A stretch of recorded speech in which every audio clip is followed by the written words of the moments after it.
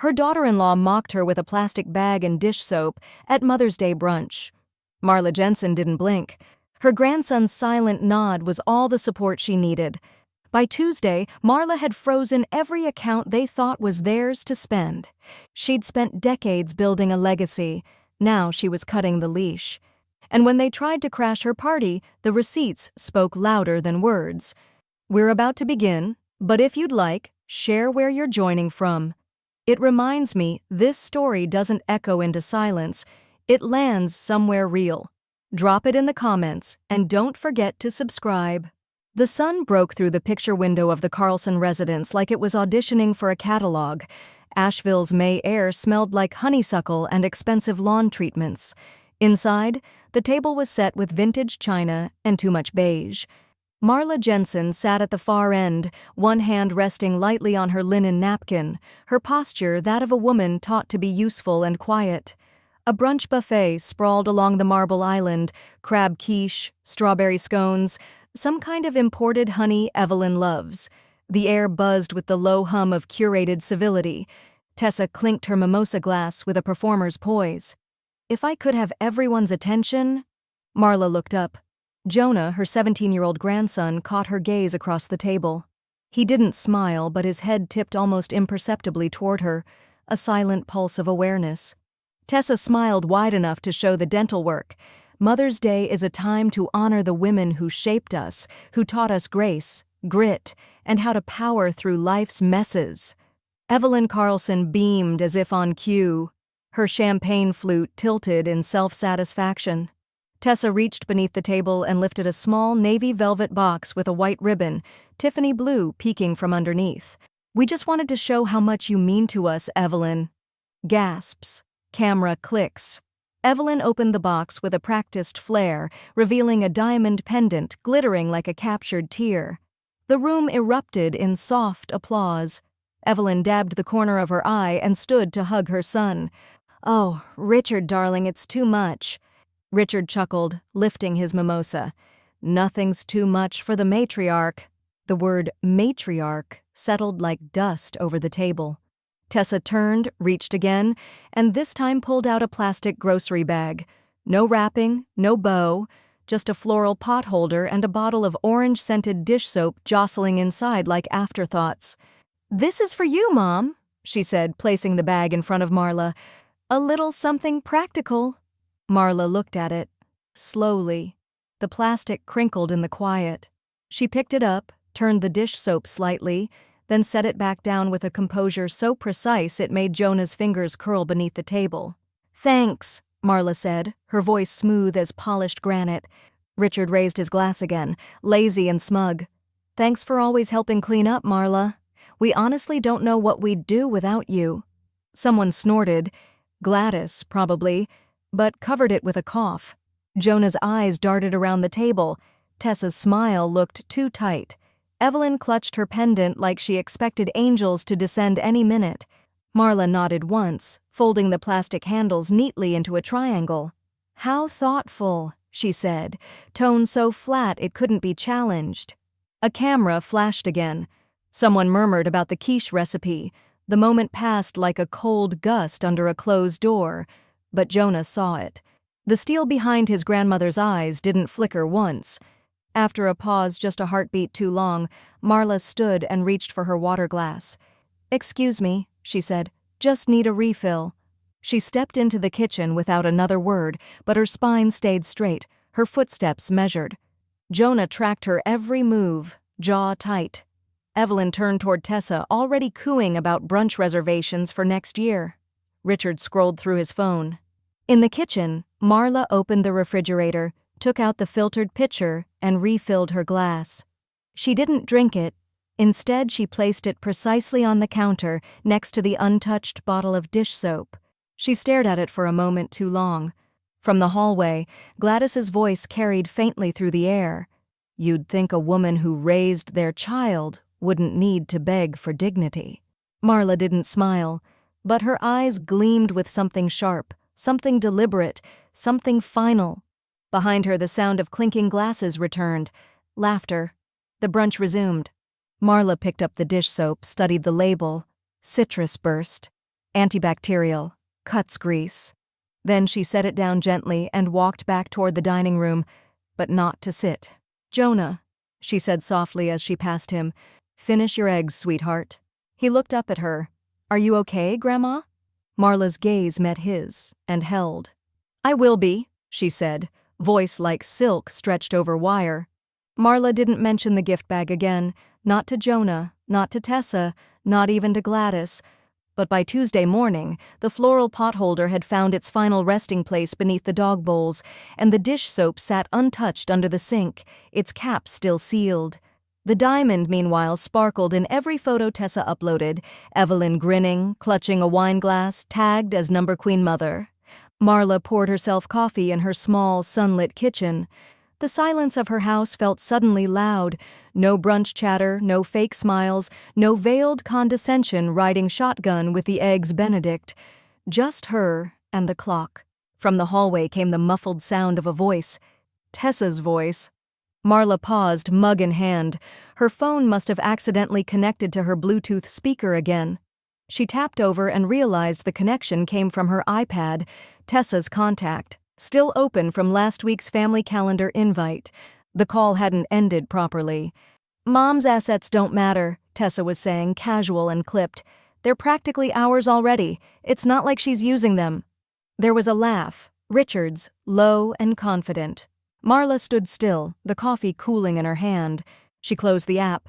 Then, slowly, she walked over to the desk in the corner of the room. Her old laptop, the one she used mostly to email photos and pay bills, blinked awake. She logged in, typed her password, her birthday, followed by an exclamation point, and opened her bank dashboard. A red flag greeted her. 3 recent wire transfers, amounts she didn't recognize, names she didn't authorize. One account, an investment fund she'd been saving for Jonah's college, was now listed with an external management partner, Richard Carlson Financial Group. Her stomach dropped. "Unbelievable," she whispered, hands resting on the edge of the desk. Then louder, colder. "You smug, conniving bastard." She grabbed her phone and dialed. 3 rings. "Gladys Merrill," came the voice, dry and immediate.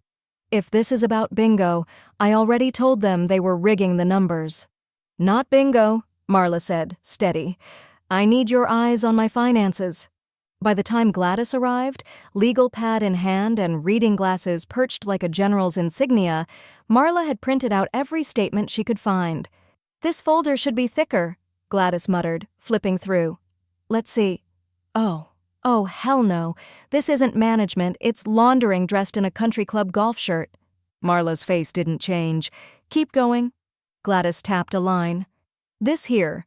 Richard's firm is listed as an advisor, which gives him transaction authority. But you're the only depositor." "How long?" "Months, at least. I gave them my login, a long time ago, just for emergencies." "Yeah," Gladys snapped, "and now their facelift budget is your emergency." Marla stood, walked to the sink, and stared out at her manicured backyard, the same one she'd offered to help Tessa pay for when they bought the house down the street. A breeze nudged the bird feeder. The world still looked normal. The knock came soft and hesitant. Marla turned. Jonah stepped inside, school bag slung over one shoulder. His face was tight with something he wasn't ready to say. "I saw Mom's email open on her laptop this morning," he said. Marla raised an eyebrow. He held out a white envelope. "You dropped this," he said, eyes scanning hers. She took it wordlessly, opened it. A bank statement, her name on top. The transaction amounts highlighted in neon yellow. On the bottom, in Tessa's handwriting, a note. "Call Richard if anything looks weird." Marla stared at the page. Her fingers trembled just once. She set it down on the counter beside the unopened dish soap. Then she looked at Jonah. "You okay, Grandma?" he asked again. Her eyes flicked back to the paper trail in front of her. A slow, knowing breath filled her chest. "No," she said, voice like cooling metal. "But they're about to be." Sunday came again. Bright skies, tulips in full bloom. The kind of day made for family photos, folding chairs, and polite toasts with bottomless Prosecco. Marla sat at her kitchen table sorting old utility bills into a neat stack when her phone buzzed with a notification. Tessa Carlson tagged you in 3 new photos. Her stomach didn't drop. That had stopped happening. She tapped the alert. There they were. Evelyn, in a coral silk wrap and pearls, front and center at a country club terrace brunch. A flower crown perched crookedly on her hair like someone had tried too hard. Behind her stood Tessa and Richard, all curated grins and coordinated outfits. Jonah wasn't in a single frame. Marla's name wasn't tagged in the photos themselves, just the caption, "Honoring the rock of our legacy. Hausharn family, first, how motherhood matters." Marla's thumb hovered over the screen.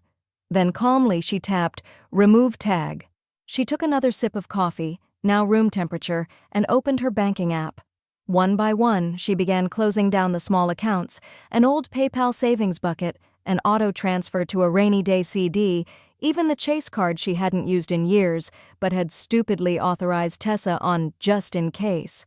Each account closure confirmation email felt like a stitch being pulled out of old fabric, tight, necessary, and final.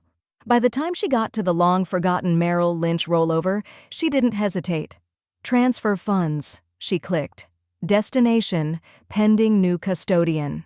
She opened her paper notebook, old school, always, and wrote, "Next, private financial advisor. Not friends, not family, confidential." She picked up the house phone, landline still working like a charm, and dialed a number from memory. "Beckett Financial," came the clipped voice. "How can I help?" "I'd like to set up a private consultation," Marla said. "This week, no one else involved." "Yes, ma'am. Are you already a client?" "Number. But I'm bringing 40 years' worth of clean money and an excellent memory." That got a pause. Then, "Let me check the partner schedule." Marla wrote the appointment time down, folded the paper into thirds, and tucked it inside her checkbook. She didn't even flinch when she heard the front door open. Jonah walked in, his hoodie damp from the afternoon drizzle. He dropped his bag by the stairs and glanced into the kitchen. "You see the brunch pics?" he asked, voice careful. Marla turned to him with a half smile. "Which brunch?" He sighed and reached into his pocket, pulling out his phone. "You okay?" Marla's fingers danced over her screen. A single text reply. "I will be." She watched him read it. He nodded, just once, then disappeared upstairs. The silence returned, but this time it felt like armor. That evening, Gladys came over with a meatloaf she claimed was for emergencies only. "I assume you saw Evelyn playing Queen Bee at the club?" she said, slapping down 2 cloth napkins like dealing cards. "They put her at the center of the table, Marla. The center." Marla dished herself a small scoop and said nothing. Gladys chewed, pointed her fork like a saber. "You don't slap the hand that fed 3 generations and expect it not to slap back. They've got another thing coming." Marla raised her wine glass. "Boxed Chardonnay again, the good kind from Aldi." "I'm not slapping, Gladys," she said calmly. "I'm withdrawing." "Same difference, sugar." Across the table, the fireproof box still sat where she'd left it. Unlocked now. Open. The folder labeled, "In case they forget who paid," had grown heavier, now joined by a new tab. Phase 1 Extraction. The cursor blinked like a dare.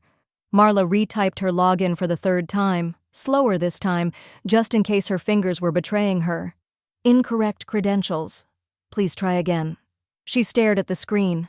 The shared investment portal, the one she'd used for years, the one tied to the family trust she had funded and they had managed, now stood behind a locked gate.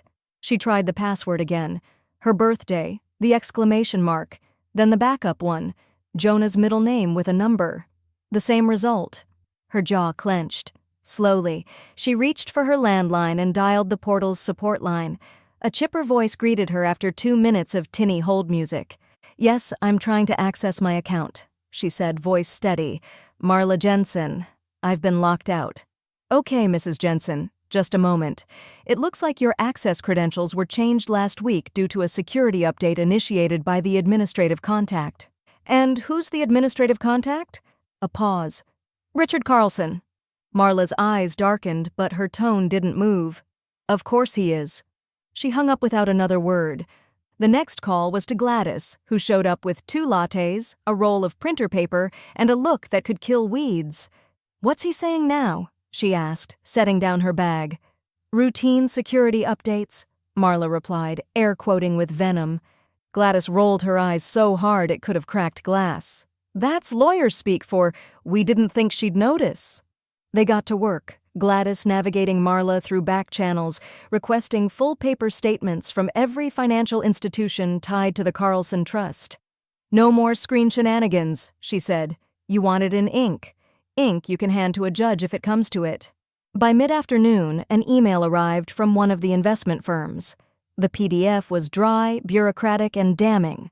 Page 4, Beneficiary Addendum. Richard Carlson, primary contact. Evelyn Carlson, added as contingent beneficiary. Date: 6 months ago. Marla's hand hovered over the mouse for a long, brittle second. She clicked print. The pages rolled out slowly from the tray, each one feeding the low thrum building in her chest. By the time the last page landed, Marla's lips were set in granite. "I never signed off on this," she said, lifting the page like it was radioactive. "They didn't even tell me." "No, honey," Gladys said, standing beside her, voice sharp as a blade, "because they didn't think you mattered." Marla didn't respond. She gathered the printouts, slid them into a new folder, black heavy-duty, labeled in block letters with her signature Sharpie, TRUTH. Jonah appeared in the doorway just as she was pressing the final corner of the label down. He didn't speak. He just leaned against the frame, watching her.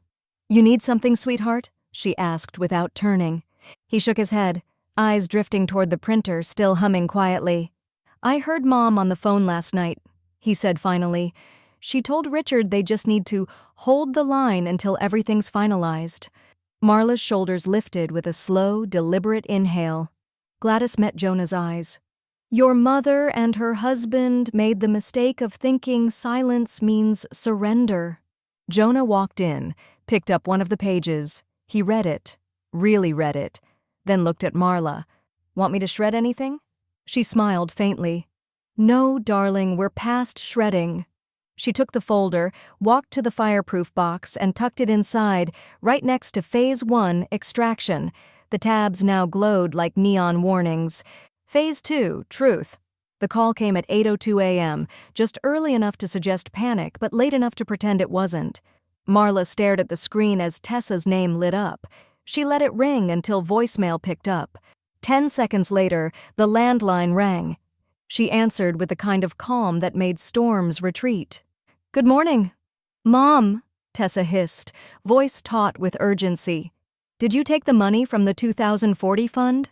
Marla stirred her oatmeal. "No." There was a pause. "I recovered it." "Recovered?" Tessa's voice cracked into something shrill. "You mean stole?" Marla laughed once, low and controlled. "Sweetheart, you can't steal what already belongs to you." Another pause. Then, "You don't even understand how these funds work. Richard has been managing—" "My money!" Marla finished for her. "Yes, I'm very clear on that now." She ended the call, not with a bang, with a click. By mid-morning, Marla sat across from a navy-suited woman at Blue Ridge Community Credit Union. The room smelled faintly of leather and toner, and the silence between phrases felt heavier than a vault door. "Would you like to list any authorized users?" the advisor asked. "No," Marla said, sliding her ID across the desk. "Just me. No shared access, no linked accounts, and I want email alerts for every transaction over $25. The woman blinked, then nodded. "Understood." Marla pulled out her folder, labeled Truth, and slipped a printed statement across the table. "I'll be moving these funds today. Full transfer, and I'll need it flagged as an internal recovery, not a withdrawal." "Of course," the advisor said. "Would you like a backup contact?" Marla smiled. "Gladys Merrill. She'll be my legal co-signer, but she doesn't touch the money, she protects it." That afternoon, Gladys signed with flair. "We're past subtle now, aren't we?" "We were never subtle," Marla said, "just generous." By 4 a.m., the 2040 fund, the one they thought she'd forgotten, was fully liquid and legally recategorized under her name alone. At 4:12, Richard's black SUV pulled into her driveway. Marla watched from the window as he stepped out in his golf pullover and entitlement. She didn't move until the doorbell rang a second time. When she opened the door, he didn't wait to be invited in. "That money was for the kids," he snapped, stepping inside. Marla blocked him with a single step forward.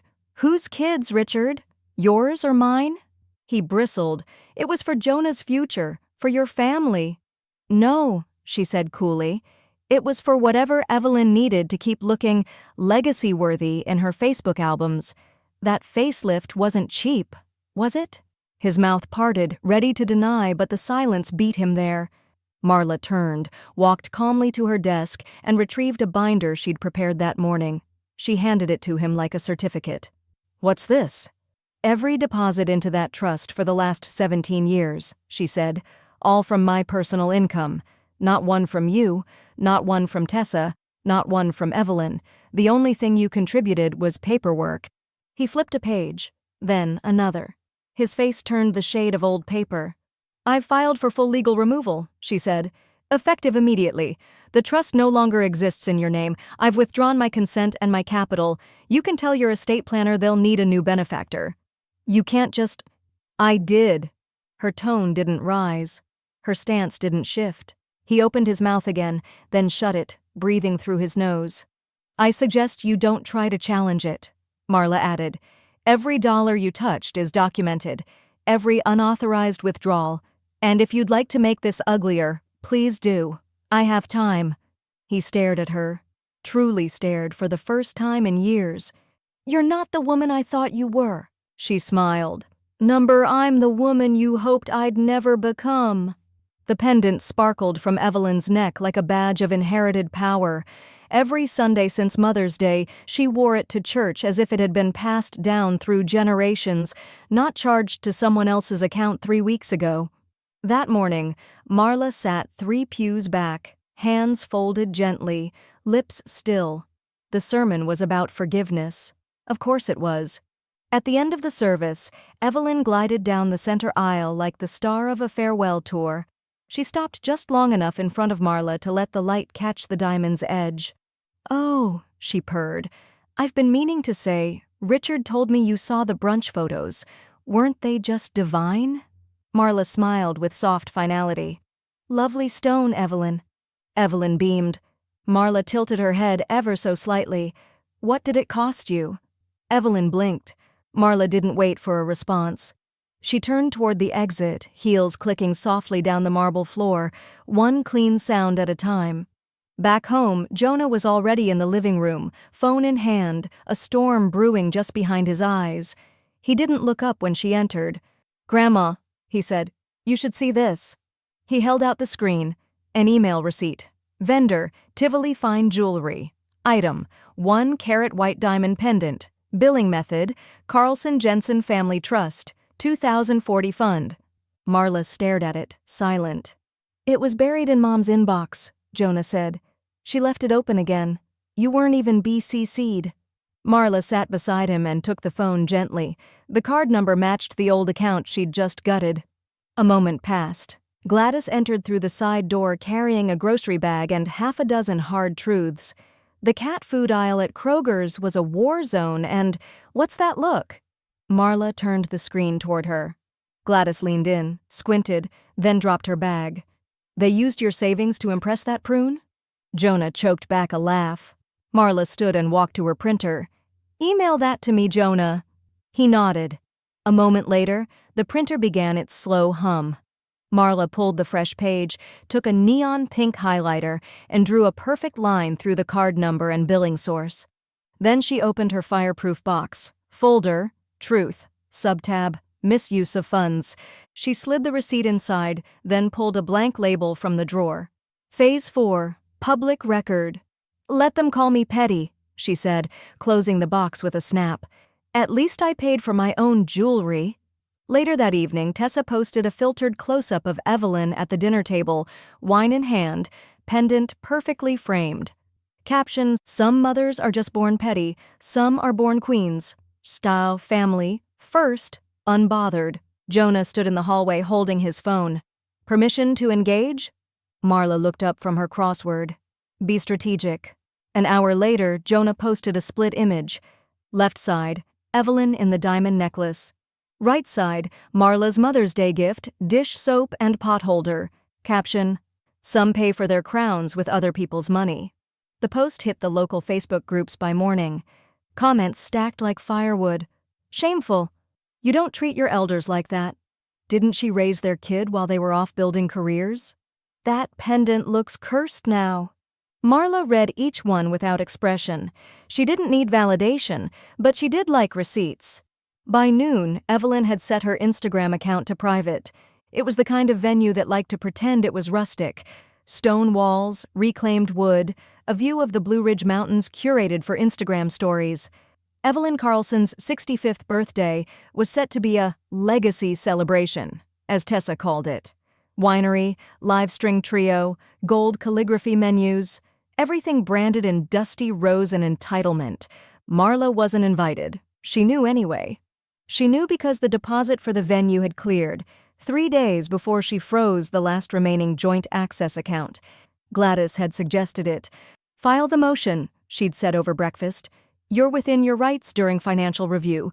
You've got the paper trail and they've got nerve. Let the courts breathe down their champagne-soaked necks for once. So Marla did, and the court agreed. That Friday morning, as Evelyn was likely prepping her speech and Tessa was checking linen swatches, Marla sat on her front porch with her tea and the softest, sharpest smile she'd worn in years. The first sign of trouble came in the form of a phone call to Tessa's office. Hi, this is Danielle with Marbled Glass Events. We just tried to run your card for the final winery balance and it bounced. Actually, all the cards on file bounced. Tessa, voice tight with control, replied, That's impossible. Right, Danielle said, except it happened. Across town, Richard was already calling Marla. She didn't answer. He called again. Voicemail, again. On the third try, she picked up with the calm of a loaded gun. You did this, he snapped. Don't play dumb. Marla didn't bother feigning politeness. I froze the accounts pending review. Legally, with full documentation. Maybe you should have read the terms before pretending you were above them. That party was for my mother. Then maybe she should have paid for it. He hung up. No goodbye. An hour later, Marla's doorbell rang. Jonah stood there, holding an iced coffee and looking like he was trying not to smile. They're melting down, he said. Mom's yelling at a florist, Dad's on speakerphone with the credit union, and Evelyn thinks the winery staged a coup. Marla raised an eyebrow. Poor things. Jonah handed her the coffee. You didn't just stop a party. You sent a message. She took the cup and sipped. I didn't mean to ruin the fun. Jonah grinned. They never see you coming. That afternoon, Marla and Gladys sat at her kitchen table addressing a basket of gourmet fruit, cheeses, and imported crackers. Who's it going to? Gladys asked, already halfway through taping the satin ribbon.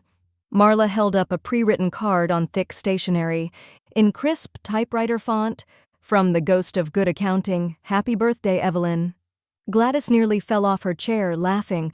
Oh, God, I hope someone films her face when she reads that, she wheezed. Do you think she'll even know it's from us? She'll know, Marla said. That evening, the party happened anyway, but with scaled-down everything.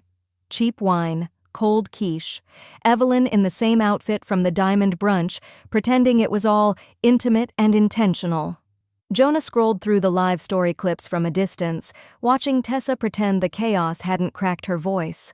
At 9:14 p.m., Marla received a group text titled Family Communication Channel. Inside, This is beyond petty, Mom. You've embarrassed us. You've crossed a line. Marla didn't respond. She was too busy placing one more page into the TRUTH folder, a notarized letter confirming the temporary freeze of all remaining shared funds until legal counsel could complete their audit.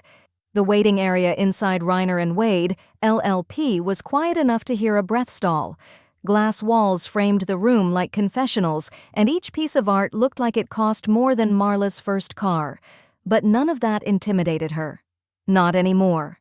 She was wearing her dignity now, not her caution. At precisely 10 a.m., a woman with tailored authority and espresso-colored heels opened the door to the private consultation room. Her handshake was firm, efficient. "Ari Reiner," she said. "You must be the grandmother with receipts." Marla allowed herself the smallest smile. "You could say that."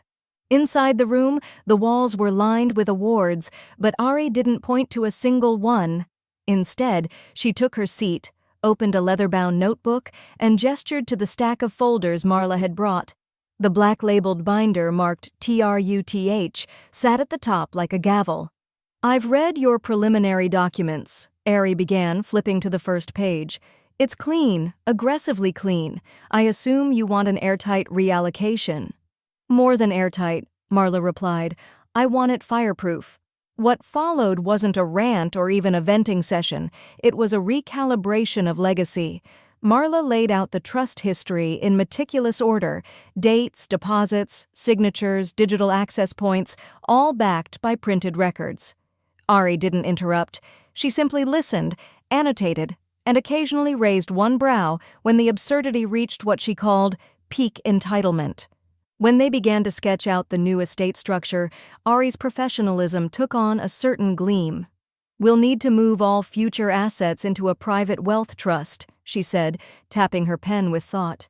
"You'll be the sole authority.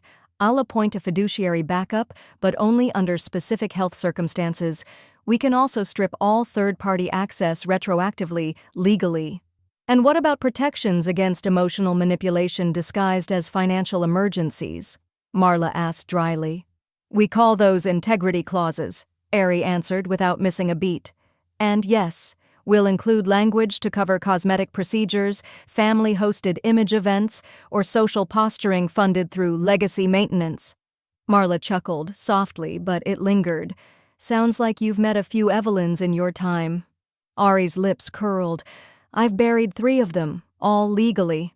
2 hours passed in strategic silence.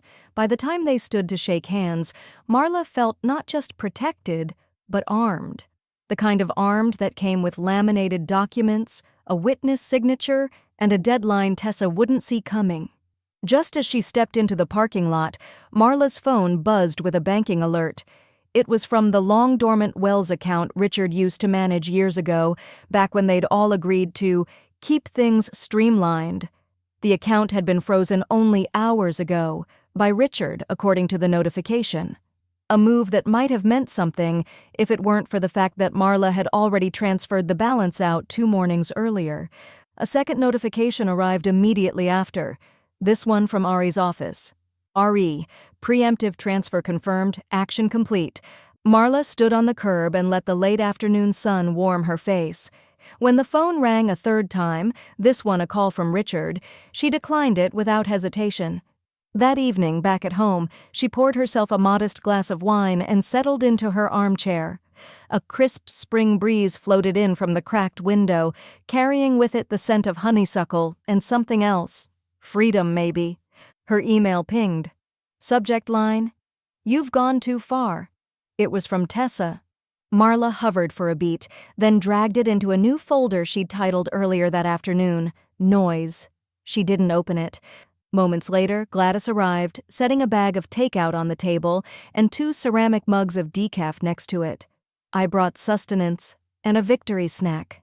"You're just in time," Marla replied, lifting the lid on a small tray of lemon bars. "Richard tried to freeze the account I already drained," Tessa's raging in italics. "And Ari just emailed me an estate plan that could neuter a trust fund vampire." Gladys leaned back in the chair, looking deeply satisfied. "Every decimal they stole? You just got it back with interest. Legal, emotional, generational." Jonah appeared a few minutes later, earbuds looped around his neck. "Mom's been on the phone with someone named Wendell for an hour. She's pacing like she's running for office."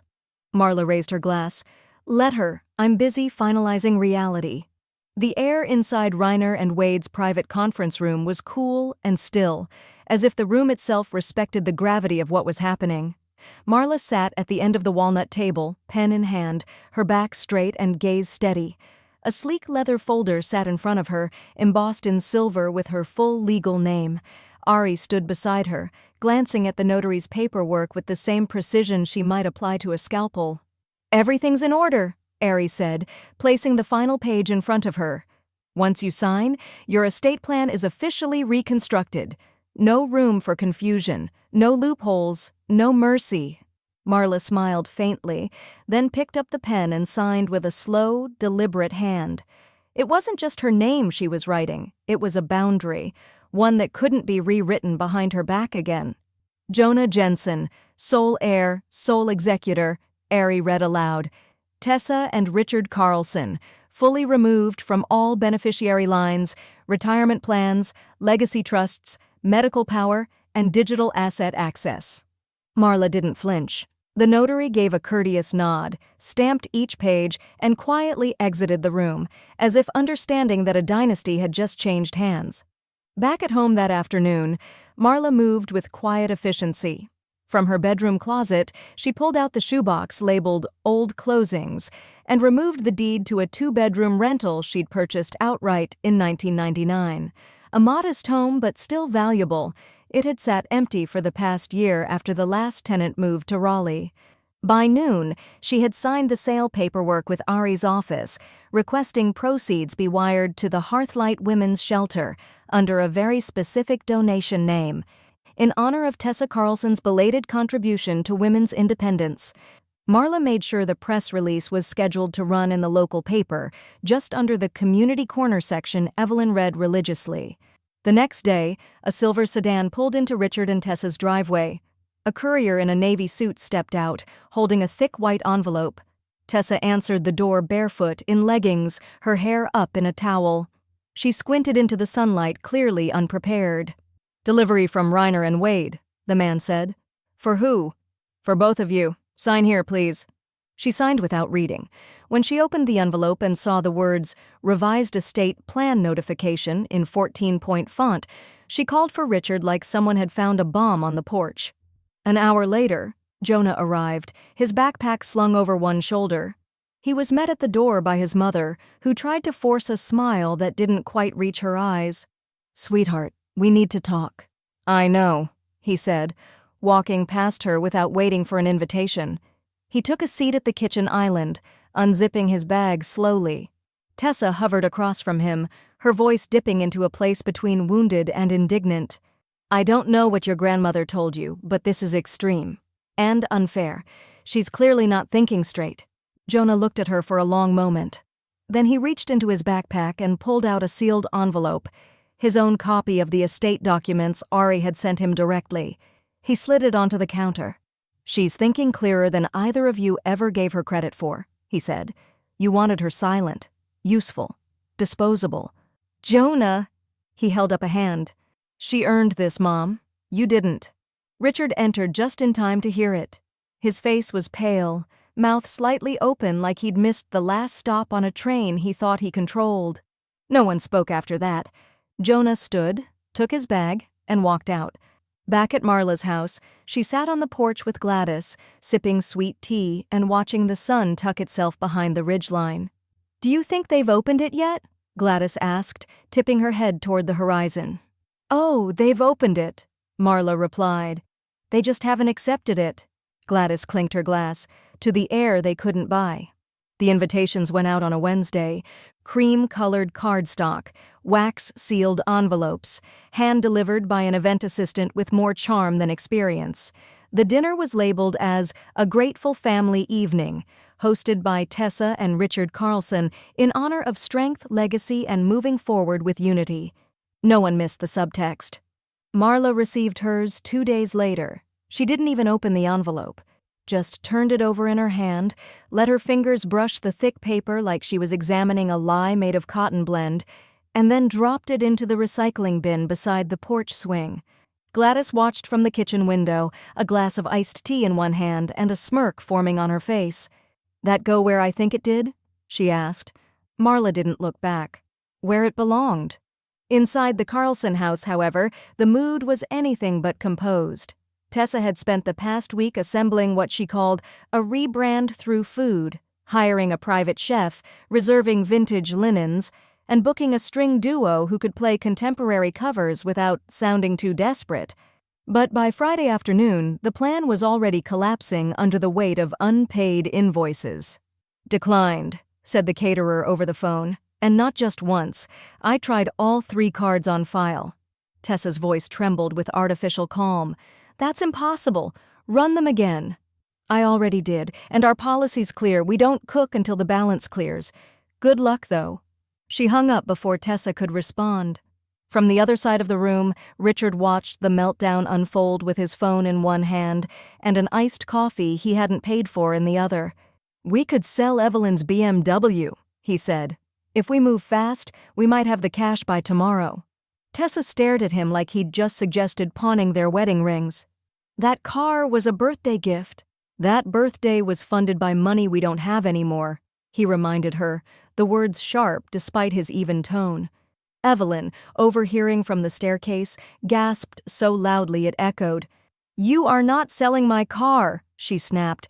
"That's a European engine." Jonah sat at the kitchen island, chin resting on his palm, quietly watching the chaos spin out. He didn't say a word, just took it all in. The cracks forming in the walls they once called stability. "Is this what unity looks like now?" he muttered under his breath. Back at Marla's house, the lights were dim, the music soft, and the dinner simple: a roast chicken, buttery rice, and a bottle of boxed Chardonnay. Gladys insisted tasted like someone rich finally learned to chill. They sat at the dining table, just the two of them. No speeches, no hashtags, just comfort. Marla carved the chicken with practiced ease, the rhythm of the knife soothing in its certainty. "To new beginnings," Gladys said, raising her glass. Marla clinked hers lightly. "And cleaner endings."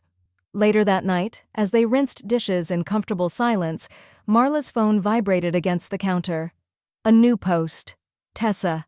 The photo was an old one, Jonah at age 10, blowing out candles while Marla stood in the background with a frosting-smeared spatula, smiling like she didn't know she was being photographed. The caption read, "Gratitude starts at home." It was the kind of passive-aggressive appeal to sympathy that Tessa had mastered, sweet on the surface, manipulative underneath. Marla didn't reply, but Jonah did. He simply commented, "So does theft." Within minutes, the post was locked for comments. By morning, it had disappeared altogether. Jonah waited until dusk to post it. He didn't announce it, didn't tag anyone, didn't add hashtags. He just selected 2 photos, one of Evelyn at her birthday brunch, diamond pendant gleaming at the base of her throat, wine glass lifted with that smug little twist of her lip. The other, Marla's Mother's Day gift, laid out on her kitchen counter. A grocery bag, a bottle of dish soap, and a floral pot holder still creased from the dollar bin. He added a single line of text between the 2 images. "Legacy isn't what you wear, it's what you leave behind." Then he hit post. He didn't expect it to explode. By morning, it had been shared across 3 local Facebook groups, 2 PTA chat threads, and someone had even posted it to Reddit under r/family drama. The reactions rolled in like a wave, first a ripple, then a surge. "This makes me sick. Is that the same Marla who volunteered at St. Luke's for 15 years? The older woman raised her grandson, and they gave her dish soap? That necklace looks like it came from stolen savings. Nothing worse than stealing from a mother on Mother's Day. Bet Evelyn's blocking everyone as we speak." He didn't reply to any of the comments. He didn't have to. At the Carlson house, Evelyn was already in meltdown mode. She stood in front of the hallway mirror, furiously attempting to unclasp the diamond necklace, hands trembling as if removing it would somehow erase the stain.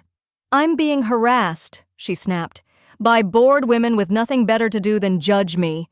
Tessa stood frozen in the kitchen, reading the post for the 7th time, this time through clenched teeth.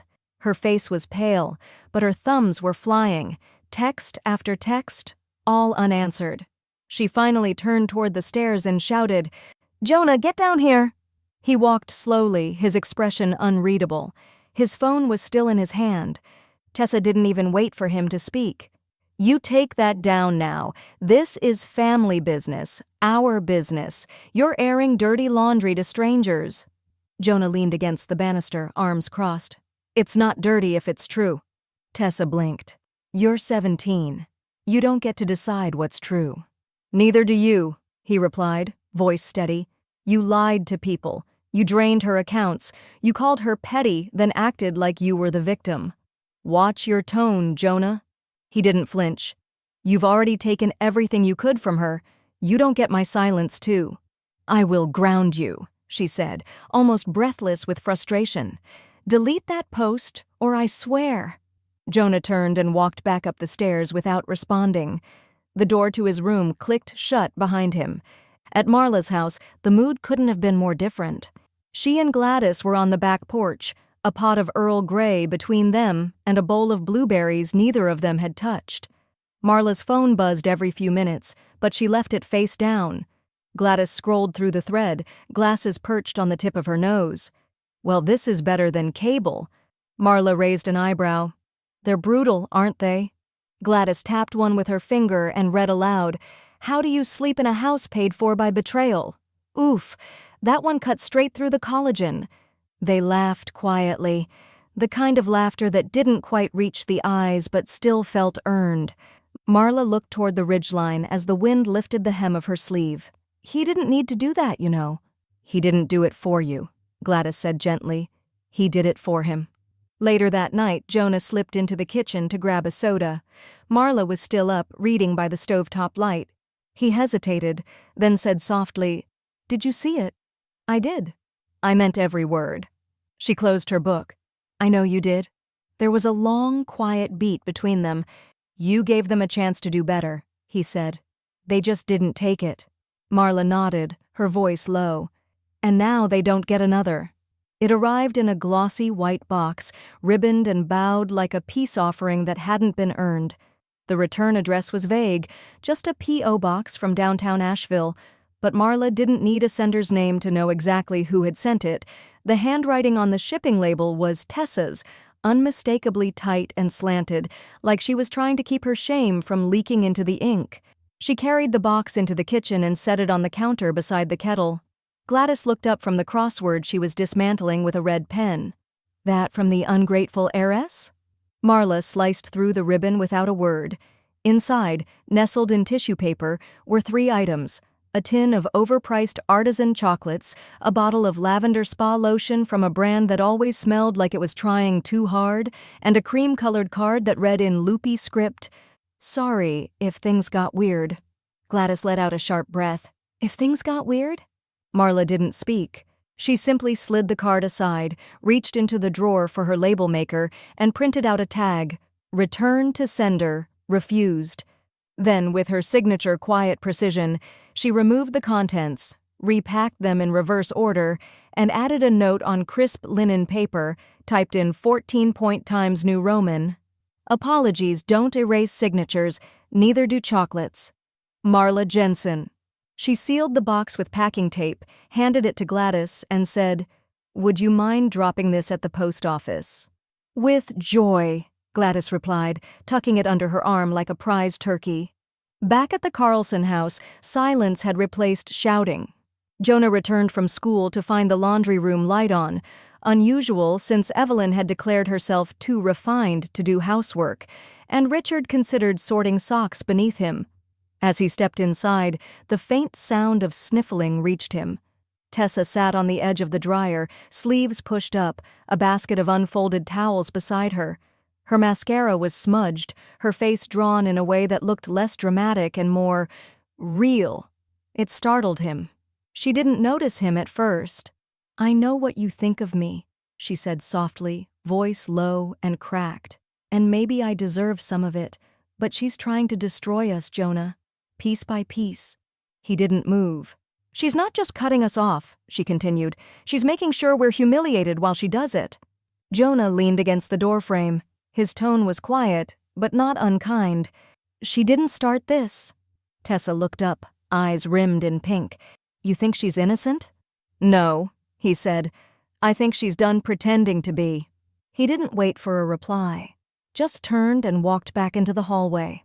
That evening, the sound of Gladys laughing so hard she wheezed filled Marla's kitchen. She had one hand pressed to her stomach, the other braced against the refrigerator as she tried to catch her breath. You actually ordered it? she gasped, wiping tears from beneath her glasses. Marla was sipping her tea, entirely pleased with herself. Why not? I figure if I'm going to be called petty, I may as well stay on brand. Sitting in the middle of the table was a mug, white ceramic, 15 ounces, bold lettering. On one side, a bright orange bottle of dish soap. On the other, a line of text that read, "Dish soap, $3, revenge, priceless." "You're going to hell," Gladys muttered, grinning. Marla shrugged. "Maybe, but at least I'm driving." They toasted with their mugs, the kind of clink that came not from celebration, but from clarity.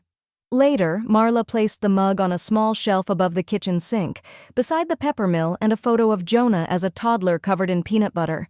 It belonged there, a trophy no one else could claim.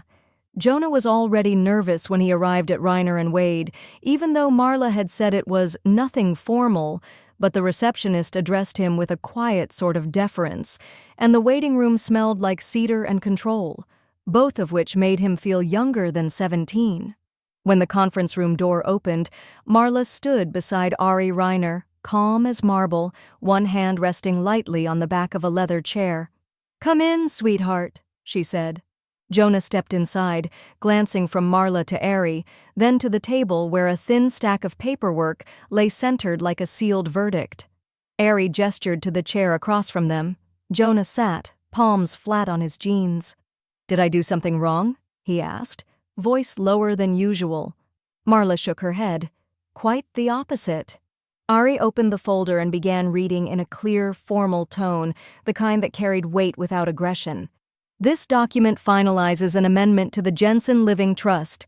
It names Jonah David Jensen as sole heir, legal executor, and primary holder of power of attorney in the event of medical incapacitation, cognitive impairment, or estate transfer." Jonah blinked. "Wait, what?" Marla placed a hand over his, steady and warm. "You've watched all of this unfold with more grace than anyone had a right to expect. You stood by me when it was inconvenient, when it cost you comfort, friends, family." He tried to speak but couldn't find the words. "You saw me," she continued. "You protected me. Now I protect you." Jonah looked down at the papers, the crisp lines of legalese folding into something heavier. His throat tightened. "But I'm just a kid." "No," Ari said, gentle but firm. "You're a young man with more integrity than 3 generations put together." Marla smiled, a quiet pride shining beneath it. "This isn't about revenge anymore. It's about making sure the right hands are holding the pen when the story ends." He didn't trust himself to speak. He just nodded. Slowly. Then again, faster. Marla reached over and signed her name on the dotted line beneath the final clause. Then she handed the pen to Jonah. He hesitated for just a second, then wrote his name with a steady hand, the weight of ink sealing a future Tessa could no longer rewrite. Back at the Carlson house, the silence was loud enough to rattle. Tessa sat at the kitchen table, laptop open, scrolling through tax documents she didn't understand and emails she couldn't stomach. The scent of burned toast lingered from breakfast.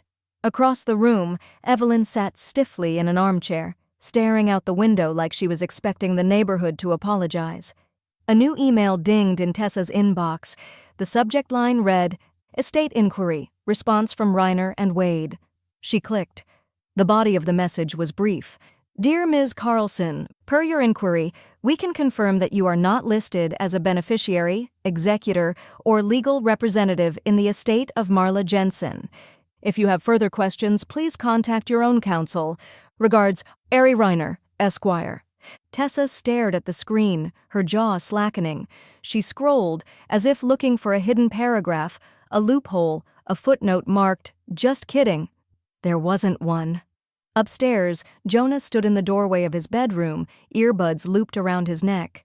He hadn't meant to eavesdrop, but he'd heard the email arrive, heard the hollow silence that followed. He didn't go downstairs. He didn't say a word. That night, over chamomile and crossword clues, Gladys sat across from Marla with her feet tucked under her on the couch like a teenage conspirator. "He signed it like he was being knighted," she said.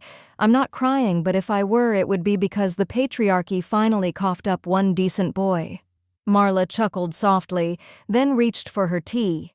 He doesn't even want any of it. Not the money, not the control. That's how I knew he was the right one. Gladys sipped. And the others? They only wanted the power, not the responsibility. Just before bed, Marla placed a new folder into the fireproof box. It was thinner than the others, fresh, untouched. The label read, Legacy Secured. The pen Ari handed her wasn't anything extravagant, silver, slim, the kind that clicked once and meant it. But the documents beneath it felt heavier than any she'd ever signed before. Not because of the weight of the paper, but because of what they meant. Closure, freedom, final say. This final signature, Ari said, tapping the line with her manicured nail, will move all liquid assets into the private wealth trust. No shared permissions, no family clauses, and no retroactive claims. Marla nodded, took the pen, and signed. It felt like lighting a match and watching the smoke spell her name. She sat back, exhaled. Online access points? She asked, voice steady. Removed as of this morning, Ari confirmed. Richard's old login was terminated at 8:04 a.m. Tessa tried to reset hers at 8:09, denied. They'll get the formal documentation later this week, but as of now, their visibility into your finances is over. Marla's shoulders settled into a position they hadn't known in years, upright but unburdened. When she left the office, the sky had darkened with early spring rain clouds, and the sidewalks gleamed with that soft, reflective sheen that made everything seem quieter. She didn't rush. She wasn't being chased anymore. At home, Jonah was waiting with a backpack full of calculus notes and the kind of expression you carry when you're unsure whether something good or irreversible has just happened. It's done, she told him simply. He gave her a long, thoughtful look. You look 10 years younger. Marla smiled. That's what freedom feels like. She walked to her desk, pulled out the folder labeled Legacy Secured, and added one more document, a confirmation of the transfer. Beneath it, she slid in a receipt from a charitable gift made just that afternoon to the Evergreen Education Fund, donated in honor of Jonah David Jensen. Memo, for the ones who stand tall, even when it's easier to shrink. She didn't tell him, not yet. Some things weren't gifts until the right moment. At the Carlson house, the unraveling was quiet. Richard had called their old bank 3 times before noon. The customer service representative kept repeating the same line. I'm sorry, sir. You're no longer an authorized party on this account. For further questions, we suggest contacting the account holder directly. Richard didn't want to. He slammed the phone down and sat back, staring at the ceiling like it had betrayed him too. Tessa tried emailing Ari. Subject, surely there's been a mistake. The reply came an hour later. Dear Ms. Carlson, your access was removed in accordance with the estate holder's explicit and notarized request. There has been no mistake. Respectfully, Ari Reiner, Esquire. Tessa didn't scream. She didn't cry. She just shut the laptop with a soft snap, like maybe if she was quiet enough, the consequences would start to forget her. At Marla's house, the kitchen was warm with the scent of tomato soup and fresh bread. Gladys arrived with a paper-wrapped parcel tucked under one arm and a bottle of boxed Chardonnay under the other. I brought sustenance, she declared, and the ceremonial offering. Marla raised an eyebrow. Oh? Gladys slid the parcel across the table. Inside, a lacquered walnut pen box, and nestled within it, a new pen, gold-trimmed, smooth, engraved. The inscription read, For your next signature of destruction. Marla let out a laugh that started in her chest and made it all the way to her eyes. I may frame it, she said. No, Gladys replied. You'll need it. You're not done yet. They toasted with mismatched glasses. Marla's from the dishwasher, Gladys's still dusty from the back of a cabinet. Later that night, as the house settled into its familiar quiet, Jonah came downstairs. He found Marla at the kitchen table, shuffling through her notebook, a pen tapping lightly against the wood. He hesitated before speaking. What happens now? Marla didn't look up right away. She flipped to a fresh page and wrote 2 words at the top. Phase 5. Then she smiled. Now? We build.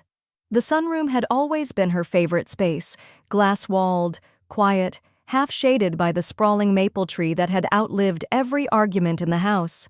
Marla sat with her feet tucked under a knit blanket. the cushion beside her still indented from where Jonah had been moments ago. A mug of chamomile rested on the small table beside her, steam curling lazily upward. Outside, the garden had begun to bloom in defiance of everything. Crocuses first, always early, always eager, then tulips in brilliant, unapologetic reds. The rosemary bush she thought had died last winter was pushing back through the earth, stubborn and fragrant. She let the warmth of the morning settle into her bones. Jonah returned from the kitchen, notebook in hand, a pencil tucked behind his ear. He sat beside her again, cross-legged, the edge of his knee brushing hers. "I think I've got the opening," he said, tapping the page, "for my college essay." Marla glanced at him, waiting. He read carefully. "The woman who taught me worth didn't do it through lectures or slogans. She did it with silence, paper trails, and a fireproof box." He paused, looked at her. "Too much?" Marla smiled. "Not enough." They sat together for a while, his pencil dancing across the page, her hand warming around her mug. The quiet between them was not empty. It was filled with restoration. Across the street, footsteps. They both turned, eyes drawn by instinct. Tessa! She was walking briskly past the house, sunglasses on, arms crossed tightly against herself despite the gentle warmth of the season. She didn't look up, didn't wave, just kept walking. Marla didn't flinch. Jonah didn't either. Some bridges don't burn, they simply evaporate. Not 10 minutes later, Evelyn's old Lexus pulled slowly out of the driveway and didn't return. In its place, an unfamiliar sedan arrived with a magnetic decal on the door. Jewelry appraisal, on site. Marla didn't need to ask. She sipped her tea. Later that afternoon, a postal van stopped at the curb. The delivery man walked up the path with a flat, square box and a clipboard. He handed it to Marla with a polite nod. "From the Asheville Civic Board," he said. "Looks official." She brought the package inside and set it on the dining table. Gladys arrived seconds later, as if summoned by shared intuition. "Another threat?" Gladys asked, peering at the label. "No," Marla said, slicing the tape with her fingernail. "Something heavier." Inside, a walnut plaque, polished and engraved in understated serif lettering. "In honor of generational integrity, presented to Marla Jensen, for her contributions to financial literacy, community leadership, and her unwavering example of principled legacy." Gladys blinked. "You got an award for surviving your relatives." "I earned it," Marla said, voice low but resolute. "You sure did." They hung the plaque in the hallway, right beside an old watercolor Jonah had painted in 2nd grade, a tree with wide roots and golden leaves, its trunk shaped like an open hand. By dusk, Jonah returned to the sunroom with his laptop, resuming his essay drafting beside her. The lamp clicked on with a soft hum, casting gold against the window pane. Outside, the garden glowed with the last edge of light. The breeze lifted the scent of hyacinth through the screen door. The quiet felt earned. Marla watched her grandson type, pausing, thinking, adjusting sentences she'd never correct. He would write his own legacy. She looked out again, past the hedge and the sidewalk and the street that had once divided more than houses. She sipped her tea. Then, just loud enough for him to hear, she said, "They gave me soap." Jonah looked up. Marla's voice was calm, settled. "I used it to scrub every trace of their entitlement clean.